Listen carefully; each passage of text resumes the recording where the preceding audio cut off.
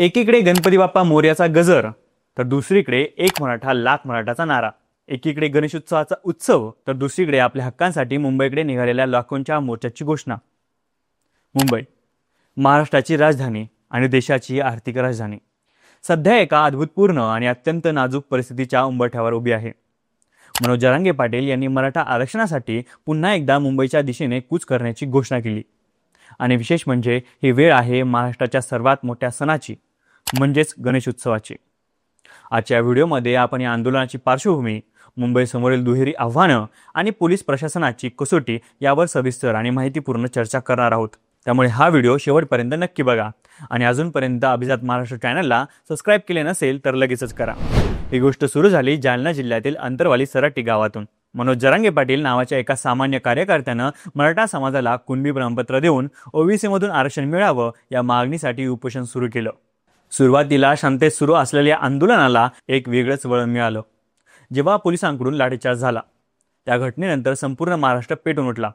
राज्यभरात मोर्चे निघाले, गावबंदी झाली आणि सरकारवर प्रचंड दबाव वाढला।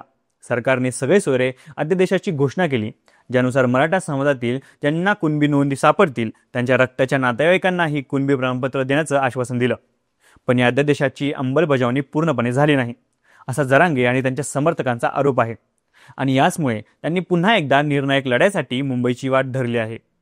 आणि इथेच या कथेला एक नवीन आणि अधिक गुंतागुंतीचं वळण मिळतं, तो आहे गणेशोत्सव। तुम्हाला वेगळं सांगायला नको की गणेशोत्सवात मुंबई कशी असते। शहरभरात हजारो सार्वजनिक गणेशोत्सव मंडळं, लाखो घरगुती गणपती, दर्शनासाठी लागलेल्या मैलोन-मैल रांगा, आगमन आणि विसर्जनाच्या मिरवणुका यामुळे मुंबईतील वाहतूक व्यवस्था आधीच मोठ्या दबावाखाली असते। अनेक रस्त्यांवर नो एंट्री असते, वाहतुकीचे मार्ग बदललेले असतात। कल्पना करा अशा परिस्थितीत जर लाखो आंदोलकांचा मोर्चा मुंबईत दाखल झाला तर काय होईल। गणेशोत्सवासाठी आधीच केलेले वाहतूक नियोजन आणि मोर्चासाठी करावं लागणारं नियोजन यांचा मेळ कसा साधणार।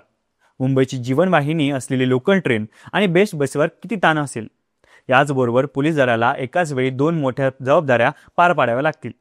एकीकडे सण उत्सवात कोणताही अनुचित प्रकार घडू नये यासाठी बंदोबस्त आणि दुसरीकडे मोर्चा शांततेत पार पाडावा यासाठी सुरक्षा व्यवस्था। यासाठी किती मोठ्या मनुष्यबळाची गरज लागेल याचा अंदाज करा। आणि सगळ्यात महत्त्वाचा प्रश्न म्हणजे आंदोलकांना आंदोलन करण्याची जागा कुठे देणार। आझाद मैदानावर सरकारकडून 5000 लोकांची परवानगी देण्यात आली आहे आणि आज जर लाखो लोक मुंबईत आले तर त्यांच्या राहण्याची, खाण्यापिण्याची आणि इतर सुविधांची सोय कशी होणार, हे सगळे प्रश्न आता उपस्थित होत आहे। जरांगे पाटील यांनी जुन्नरमध्ये दिलेल्या एका भाषणात सांगितले की आझाद मैदानावर रोज वेगवेगळे 5000 लोक असतील, पण तरीही हा प्रश्न निर्माण होतो की लाखोंच्या जनसमुदायाला आझाद मैदानावर जाण्यापासून कसं रोखणार। एकीकडे आपल्या हक्कांसाठी लोकशाही मार्गाने आंदोलन करण्याचा अधिकार आहे, तर दुसरीकडे कोट्यवधी लोकांच्या श्रद्धेचा आणि आनंदाचा गणेशोत्सव आहे। सरकार, प्रशासन, आंदोलन आणि सामान्य नागरिक या सगळ्यांचीच ही एक प्रकारची परीक्षाच आहे। मनोज जरांगे पाटील आणि सरकार यांच्या चर्चेतून मार्ग निघणार का, की मुंबईला या दुहेरी संकटाला सामोरं जावंच लागणार, हे येणारं काळच ठरवेल। पण एक नक्की, प्रशासनाच्या नियोजनावर आणि मुंबईकरांच्या संयमावर बरंच काही अवलंबून असणार आहे।